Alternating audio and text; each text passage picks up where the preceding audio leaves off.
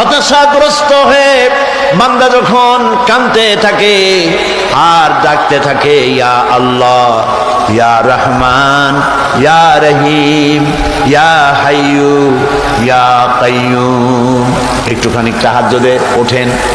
গভীর রাত্রে ঘরের সবাই যখন ঘুমানো, আপনি তখন উঠুন, উজু করে একা একই রুমের ভিতরে ঢুকে তাহাজ্জুদের নামাজ আদায় করে চোখ বন্ধ করে যদি ডাকতে থাকেন মধুর সুরে, ইয়া আল্লাহু, ইয়া রহমানু, ইয়া রহিমু, ইয়া হাইয়ু, ইয়া কাইয়ুম।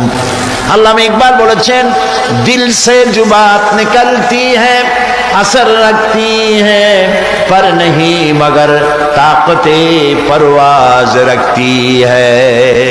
দিল থেকে যে কথা উচ্চারিত হয়, মুখের কথা আর মনের কথা ভিন্ন রকম।